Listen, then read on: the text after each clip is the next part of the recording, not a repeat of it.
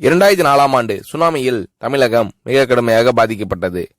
2004இல் சுனாமியில் தமிழகத்தில் மட்டும் 6065 பேர் இறந்தார்கள். 88 கிராமங்கள் நிலை குலைந்து அழிந்து போனது. இந்த சூழ்நிலையில் அம்மா அவர்கள் எடுத்த நடவடிக்கையால் 10 கிராமங்களுக்கு ஒரு அமைச்சர், ஒரு IAS அதிகாரி, ஒரு PRO என்ற ஒரு குழுவை அமைத்து உலக வரலாற்றிலேயே இது போன்ற மீட்பு நடவடிக்கை இருந்திருக்காது என்ற அளவில் 3 நாளில் பாதிக்கப்பட்ட கிராமங்களுக்கு மின்சாரம் வழங்கப்பட்டது. குடிநீர் வசதி செய்து தரப்பட்டது. இந்த மின்னல் வேக நடவடிக்கையால் அப்போதிருந்த இந்திய ஜனாதிபதி அப்துல் கலாம் மற்றும் அமெரிக்காவின் முன்னாள் அதிபர் கிளின்டன் ஆகியோரின் பாராட்டுகளை அம்மாவின் அரசு பெற்றது. அழுத கண்களை துடைக்கும் கரம் கொண்டவர் அம்மா அவர்கள். ஆண்டவன் யாரோ ஒரு நபர் மூலமாக வருவார். தமிழ்நாட்டிற்கு கிடைத்த தெய்வம் அம்மா அவர்கள்.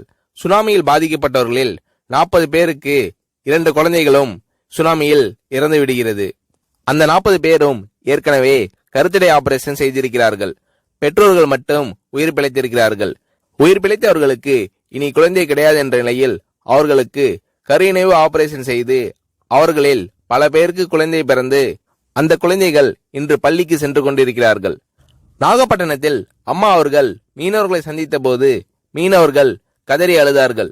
அவர்களிடம் அம்மா அவர்கள், நான் இருக்கிறேன், நீங்கள் கவலைப்படாதீர்கள், இழந்து போன உயிரை தவிர மீதி அனைத்தையும் நான் உங்களுக்கு தருவேன் என்று அவர்களுக்கு தேவையான அனைத்து உதவிகளையும் செய்து தந்தார் அம்மா அவர்கள்.